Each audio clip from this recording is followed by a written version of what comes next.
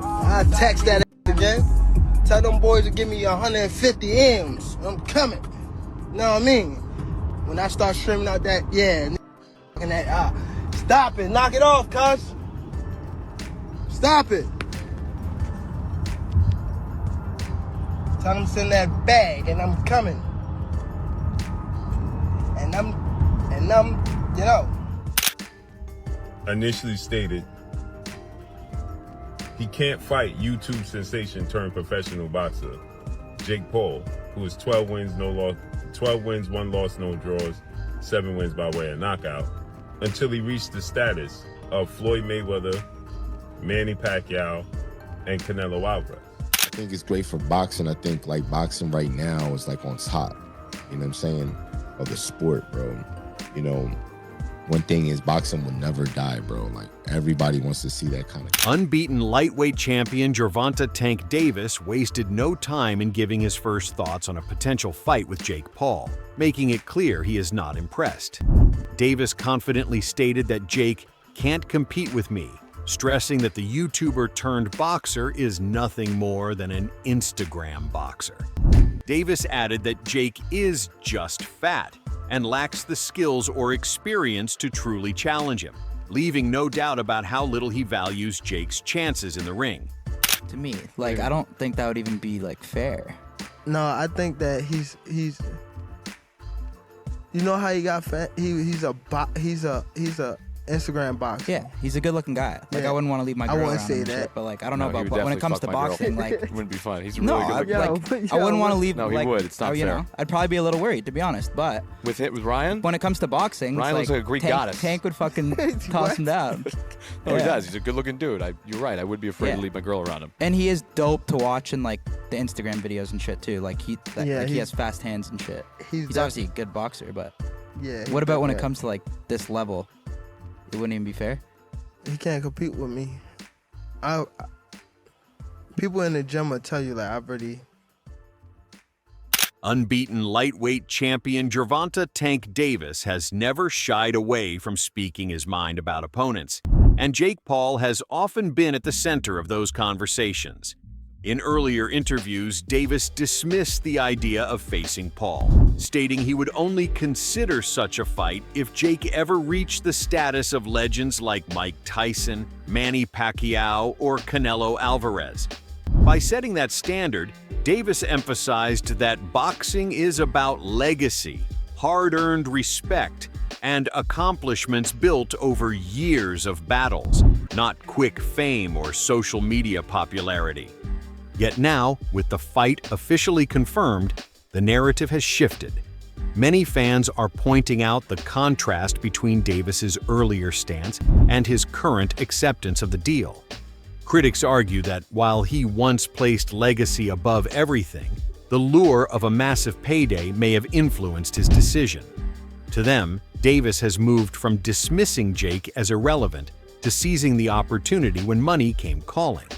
This change has sparked debate among boxing fans, raising questions about whether Davis is staying true to his legacy-driven ideals or simply cashing in on spectacle. Gervonta Tank Davis initially stated he can't fight YouTube sensation turned professional boxer Jake Paul, who is 12 wins, 1 loss, no draws, 7 wins by way of knockout, until he reached the status of Floyd Mayweather, Manny Pacquiao, and Canelo Alvarez.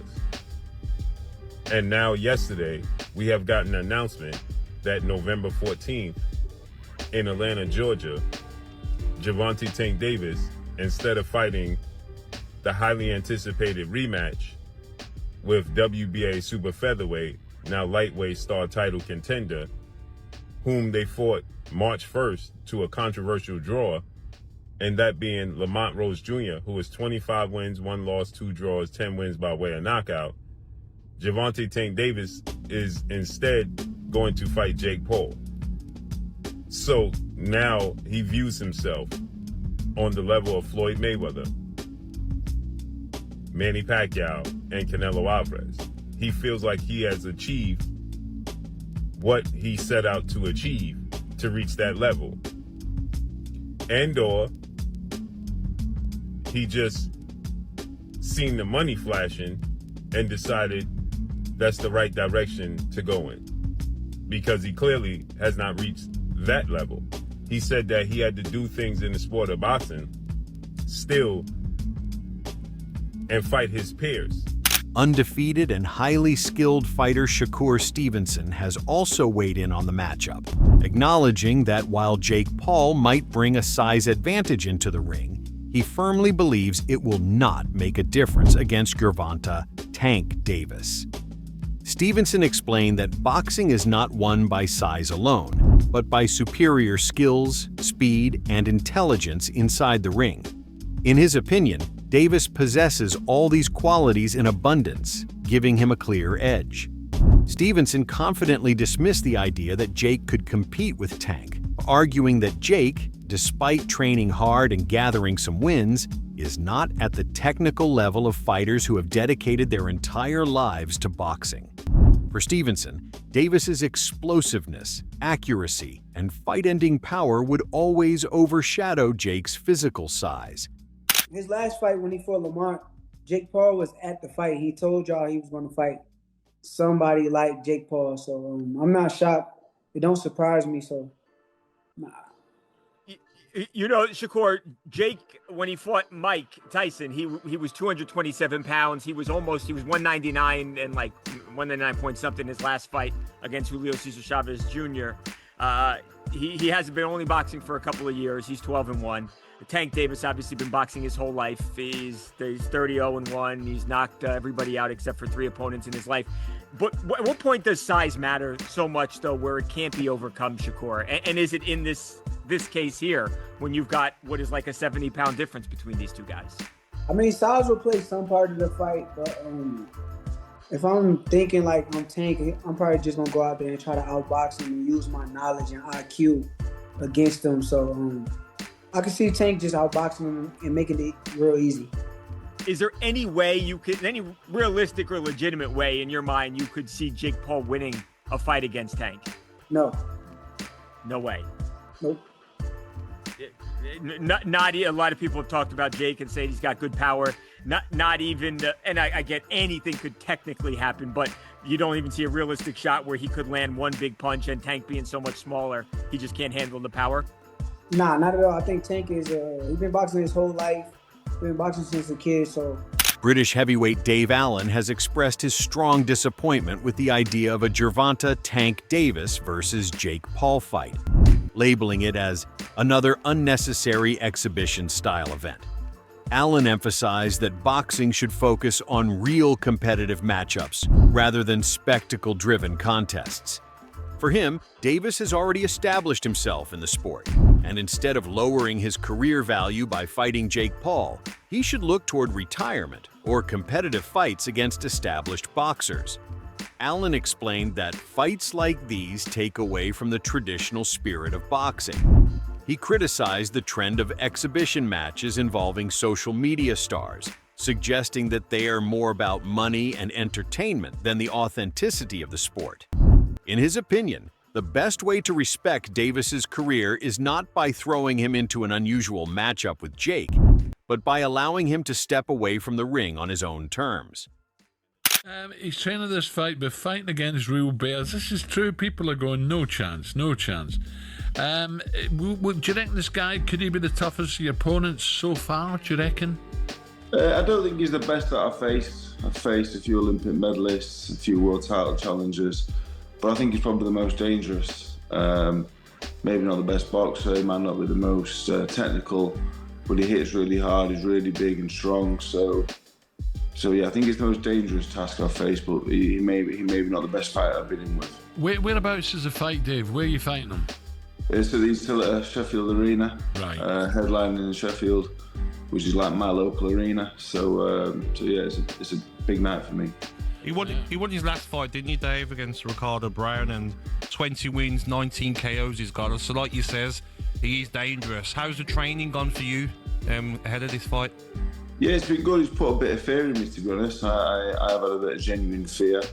I've been stopped, but I've never been on the canvas ever as a pro or amateur. So And I'd like to keep it that way, really. Yeah. I'm not on anyone's highlight reel. You see highlight reels of all the fighters I face. I'm not on any of them. And I'd like to keep it that way. So yeah, training has gone up a notch. For the Fisher rematch, I did weigh a little bit heavy. So for this one, if I cut any corners, there's a good chance I'll get beat in bad fashion. So it has really picked me up a little bit. I've been training a tiny bit harder. I've been eating a whole lot better and resting, and I think I'm looking at a career best performance. Good man.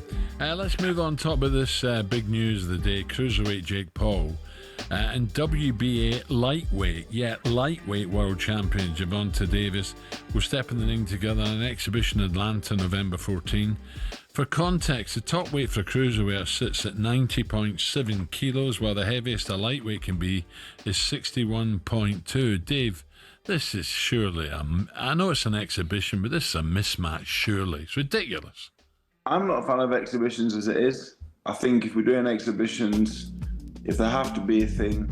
On a recent episode of Ariel Helwani's show, analysts dove deep into the discussion about the fight between Gervonta Tank Davis and Jake Paul. Their debate made it clear that while the matchup is capturing headlines, it may not carry the weight of a true competitive contest. The analysts directly compared it to Mike Tyson's recent exhibition fights, where the emphasis was more on entertainment value than proving anything inside the ring. They pointed out the obvious imbalance, with Jake Paul holding a much larger natural frame, which puts Davis at a clear physical disadvantage. Despite this, they acknowledge that Davis's speed, ring IQ, and skill set would allow him to find success even against a bigger opponent. However, they stress that the sheer gap in weight classes changes the nature of the fight altogether. For them, it becomes less about who is the better boxer and more about how the spectacle unfolds for viewers. The analysts cautioned fans not to mistake this matchup for a legitimate clash between equals, but to see it for what it truly is, an event designed to entertain, spark conversation, and generate massive attention. In the end, the fight in their eyes represents spectacle over sport.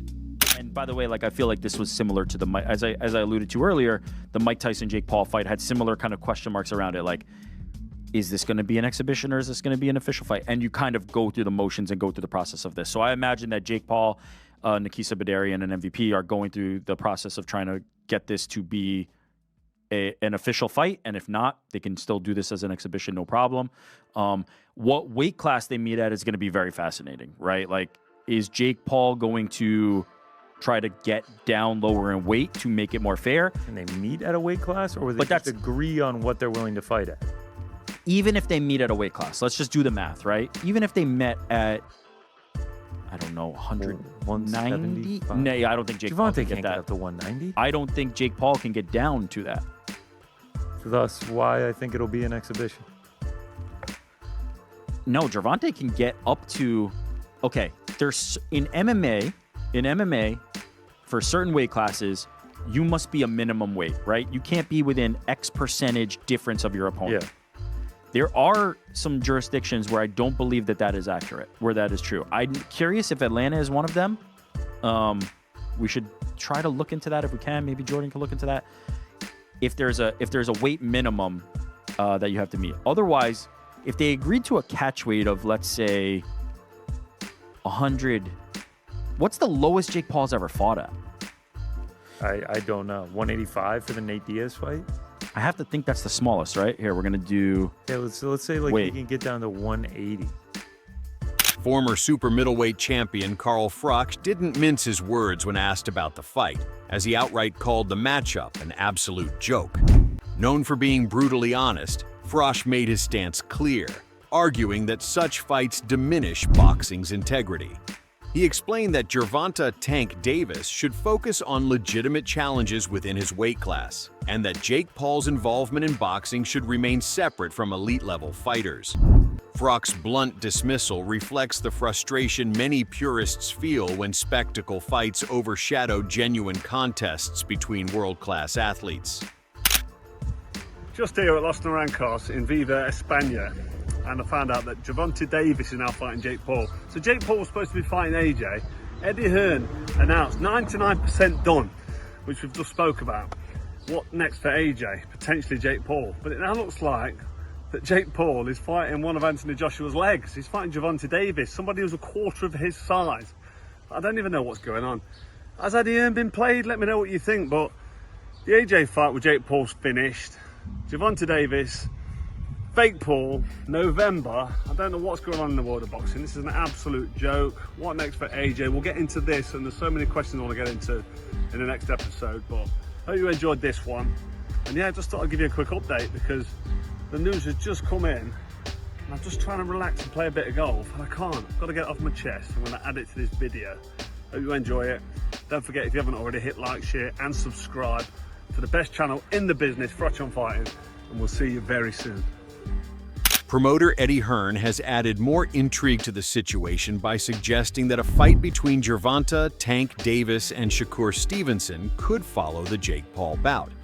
According to Hearn, this sequence could make sense both financially and competitively.